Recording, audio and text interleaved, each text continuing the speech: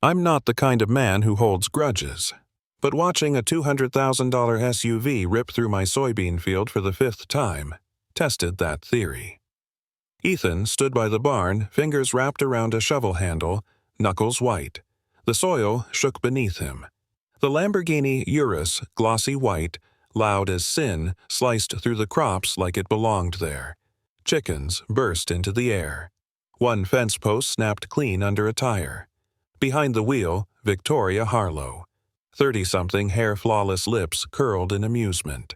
Her sister Brittany hung out the passenger window, filming it all. "Shortcut Queen is back," she shouted, waving to nobody. Ethan didn't flinch. Just watched them vanish in a cloud of dust again. They never read the signs, or maybe they just didn't care. It started a month ago, early Sunday morning. Ethan was fixing a broken wire fence near the back field when the ground began to tremble. Moments later, the same white Lamborghini crested the ridge fast, loud, out of place. He raised both hands, signaling them to stop. They did, barely. A goat darted out of the way just in time. Victoria rolled down the window. Her smile was sharp, not kind. "GPS brought us this way," she said, tilting her sunglasses down. "Blame the app farmer." Brittany giggled beside her, already opening her camera. "Ooh, look, he's got a pitchfork." Click. Ethan nodded toward the handmade sign behind them. "This is private property." Victoria smirked. "Maybe next time don't build your farm in the middle of a shortcut." Then they drove off laughing. The next morning, Ethan planted a new sign at the edge of the pasture. "Private property. No trespassing." Bold red letters, hammered into the earth like a promise. By noon, it was gone. He found it tossed in the drainage ditch, snapped in half like kindling. He built another larger, heavier, this time with metal posts, painted it himself, sealed against rain. 2 days later, that one was still standing, but barely. Someone had bent it sideways and scrawled, "Nice try, farmer boy," in pink spray paint across the front. Ethan didn't speak. Just stared at the damage, jaw-tight eyes colder than the wind cutting through the field. They weren't lost. They knew exactly where they were. The third time they came, they brought friends. A second car followed close behind, convertible roof down, music loud. Laughter floated across the fields like perfume no one asked for. Brittany stood through the sunroof, phone raised. "Rich girls don't need roads," she shouted, live streaming to hundreds. The girls in the back seat cheered, throwing peace signs into the air like they were cruising through Beverly Hills, not someone's livelihood. Tires crushed young soy plants. Dirt sprayed across the fencing. From the porch, Ethan watched in silence. One boot rested on the step shovel, leaning nearby. His eyes didn't blink, didn't shift. He wasn't surprised anymore. They weren't just cutting through land. They were laughing while they did it. Ethan filed a report. He stood at the sheriff's office counter, hat in hand, photos printed fence damage circled in red. Deputy Rickson glanced at the stack, then shrugged. "Unless you've got video clear faces plate numbers, there's not much we can do. They're trespassing," Ethan said, calm but firm. Rickson popped the lid off his coffee, took a sip. GPS errors happen. They could say they were lost. Ethan didn't respond. He just nodded once, slow. Back at home, he sat at the kitchen table staring at the report slip. The box for follow-up required was left blank. Outside, dust still clung to the pasture like it had something to say, but no one was listening. That night, Ethan worked by the light of his pickup. He measured the post, twice drilled holes mounted the board. This one was bigger, brighter, painted in white with bold red lettering.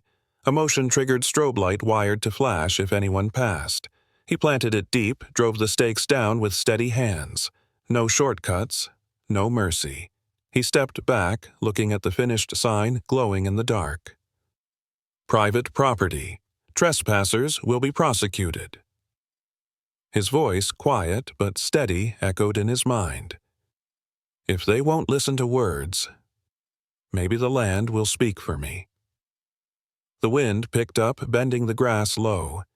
Somewhere in the distance, a cow let out a soft, restless groan. The ground was waiting too. By noon the next day, the new sign was flat on the ground. Tire tracks curved straight into it, bent metal broken wood, the strobe light shattered. Victoria's SUV idled nearby. Brittany stepped out in heels, looked at the mess, and laughed. "This kills the whole photo vibe," she said, brushing dust off her skirt. She struck a pose beside the wrecked sign, flipping her hair as her phone camera clicked. Caption: "This, haters build signs, we build momentum." Victoria leaned on the hood, sipping iced coffee. "It's just a sign. Chill." Minutes later, the photo was online, filtered, geotagged, #shortcut queen. Back on the hill, Ethan stood still. He'd seen enough. Not just disrespect, they were making it a joke. Ethan said nothing. He walked down the slope alone, boots crunching dry soil. The sun hung low, amber light stretching across the pasture like slow fire.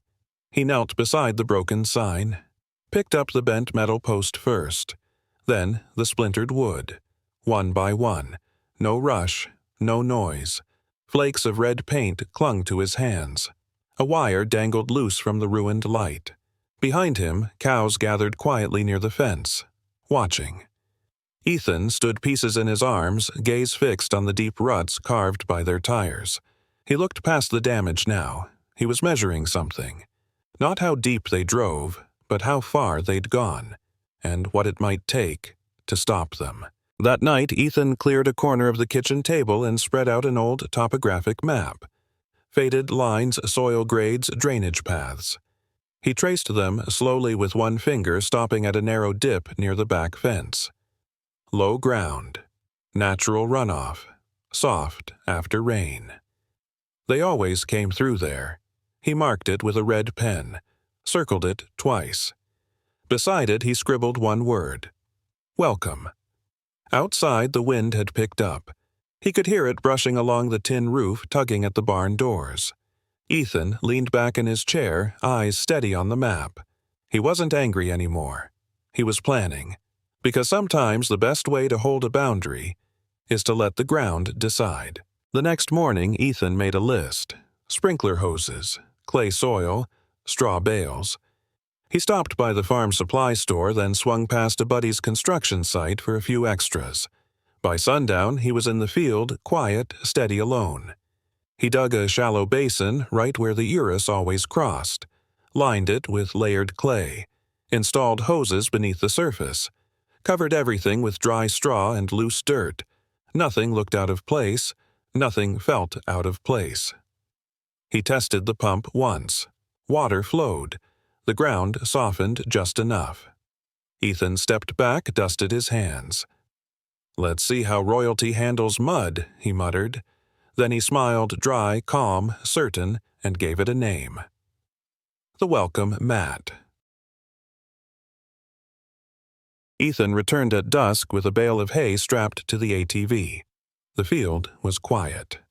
Still, the trap looked like nothing more than flat pasture. No edges, no seams.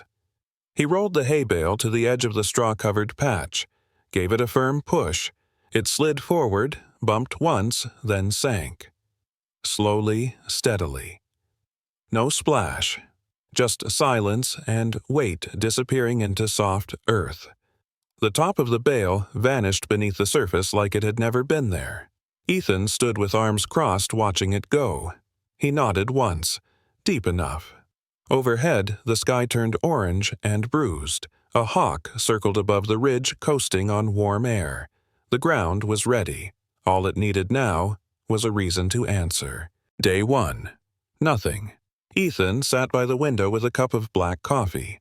The binoculars rested on the sill, untouched. Day 2. Still nothing. Wind pushed through the corn rows. The sky stayed clear. Cows grazed like usual. No engines, no laughter, just quiet. Day 3. He checked the trap. Ground still soft, hoses still buried. Everything in place, too perfect to waste. He paced less, listened more. Every time a dust trail showed on the horizon, his hand moved to the binoculars. But it was never them. Not yet. By sunset, he was back by the window. Coffee gone cold. He didn't say much, just tapped his finger against the sill. They always come, eventually. The fourth day, just before sunset, it started as a low hum, then a growl. Familiar, heavy, arrogant. Ethan stood up slowly, binoculars already in hand. Dust curled on the horizon, golden in the dying light. It rose in thick spirals like smoke from something about to burn. There it was. The white Lamborghini Urus gleaming like polished bone, cutting through the pasture with no hesitation. Wind pushed the dry grass sideways as if making room. Behind the wheel, Victoria Harlow. Sunglasses on, mouth set like she owned the world. Brittany leaned out the window again, arms wide, phone recording. "Shortcut, Queen returns," she shouted. Ethan didn't move. He just whispered to himself, steady as stone showtime. Victoria grinned wide, behind the wheel teeth shining through red lipstick. Brittany had her phone high, angling for the perfect shot. He still hasn't learned. Huh. She laughed. Farmers probably crying somewhere. The Urus roared over the hill. Tires crushed dry grass. They were headed straight for the usual path, no slowing down. 30 yards, 20, 10. Ethan stood by the fence arms, folded thumb, brushing the remote in his back pocket. No emotion on his face. Just focus. Brittany waved at the camera. This is how you skip traffic like a queen. The front wheels hit the straw-covered patch. Ethan watched, waited. Then quietly he pressed the button. Let's begin. Click. From beneath the straw, a low hiss began, then a spray of water. Silent at first, then soaking. The ground shifted. The rear wheels of the Urus rolled forward once, then hesitated. A wet slurp, a sudden dip. The car tilted slightly left. Rear tires spun, but couldn't grip. Mud flung into the air, slow and graceful.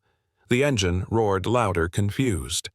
Ethan didn't blink, just stared. The Lamborghini groaned its weight, pulling deeper into the soaked clay. Each spin of the wheels only dragged it lower. The front end lifted, the rear sagged. Victoria gripped the wheel tighter. Brittany froze, camera still rolling. Then it happened, a slow, deliberate lean, as if the earth was swallowing pride itself. Brittany screamed. "What the hell?" "We're sinking." She flung the door open and jumped boots first into what she thought was solid ground. Her foot vanished. Then her leg. She lost balance. In one slick motion, she face-planted into the mud with a loud, wet slap.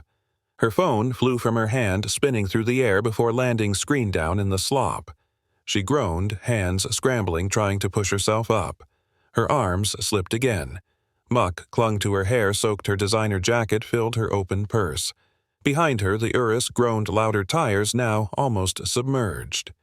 From the fence line, Ethan tilted his head slightly. Not a word. Just a breath through the nose, calm, steady. It had begun. Victoria shoved her door open but stopped staring at the swamp just inches below. She climbed out the window instead, heels scraping the side mirror. One shaky step onto the hood, then her foot slipped. She went down hard. Elbow, hip, and pride all at once. A splash of mud hit her face. Mascara ran like black veins across her cheeks, turning her into something between a ghost and a raccoon. From the trail behind, one of their friends had her phone out filming with giddy breathlessness. "Oh my God, Karen got karma," she wheezed. The girls in the second car howled with laughter. Phones were up, fingers tapping. Brittany was still crawling in the mud. Victoria just sat there, stunned, soaked, silent, and the camera didn't miss a thing. Victoria screamed, pointing a mud-soaked finger toward the fence. "You'll pay for this! I'm suing you, you sick hillbilly!" Her voice cracked under the weight of rage and ruin. Brittany stumbled beside her, still dripping, too dazed to speak. Ethan stepped forward, calm and steady. No rush. He pulled a phone from his coat pocket. Pressed record. Camera steady, framing clear. "You might want to watch what you say," he said softly. "You're building your own evidence." Victoria froze. Her eyes locked on the blinking red light. For a second she opened her mouth, then closed it again. Behind her, someone giggled. "Someone call a lawyer," one girl whispered, not even trying to hide the laughter. Ethan didn't smirk. He didn't need to. The rumble of a diesel engine broke the silence. A tow truck crested the ridge, rolling slow and easy. The driver sipped coffee, sunglasses tilted low. He parked just shy of the mess and leaned out the window. "You ladies stuck," he called, voice dry as sand. Victoria stood, arms crossed, mud caked to her knees. "Just get it out," she snapped. The driver eyed the sinking Urus, then shrugged. "You got off-road coverage on that thing, Silence." He raised a brow. "'Cause this ain't a road." Brittany blinked. Victoria didn't respond. She just looked down at the wheels, half-swallowed the car, now 2 shades darker with shame. A soft chuckle came from the passenger side of the tow truck. The driver muttered, "City folks," and reached for the winch. They didn't stop filming. Every angle, every stumble. Brittany wiping mud from her lashes. Victoria screaming into the wind, half sunk and helpless. The tow truck guy watching like it was dinner theater. By nightfall, the clips were online. One was titled "Luxury Karen Gets Stuck," Instant Karma Edition. Another, "Lambo Sinks in Farmer's Revenge Swamp." 12 hours later, 3 million views. Comments exploded. She really said, "My rights include your land." This is Oscar-worthy. Petition to name the pit Karen's Bath. News outlets picked it up. Even a late-night host used a still of Victoria sliding off the hood, violin music behind it. The internet didn't just laugh, it celebrated. And the field became legend. Ethan sat on his porch phone propped on a rusted toolbox. The sun dipped low behind him, painting the fields in gold. He looked straight into the lens, calm, grounded. "Today's lesson," he said, voice steady. "Don't assume the land forgets who walks on it." He paused, letting the words settle. "Everything leaves a mark, some deeper than others." Behind him the field stretched quiet, peaceful again. No engines, no shouting, just crickets and the faint rustle of wind through soy. He gave a small nod. Not smug, not bitter, just truth. Then he reached forward and tapped the screen. Upload. No hashtags, no filter. Just one man, one camera, and a piece of land that finally got the last word. The envelope was thick, embossed, delivered by courier. Victoria Harlow was suing for emotional distress defamation and intentional sabotage. Ethan opened it slowly, lips curling into a dry smile. "Well then," he muttered, "let's dance." In court, Tommy, his old friend-turned-lawyer, stood with confidence and a flash drive. "Your Honor," he said, clicking the remote, "allow me to present Exhibit A, TikTok."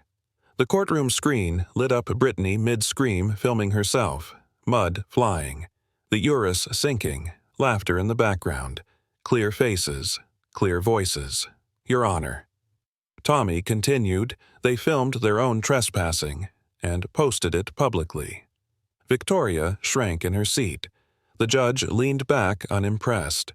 For the first time, the courtroom fell fully silent, and Ethan knew the land wasn't the only thing fighting back. The judge leaned forward, steepling his fingers.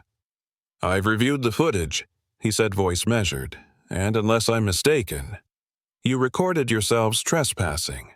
Victoria opened her mouth. Brittany kicked her under the table. The judge raised an eyebrow.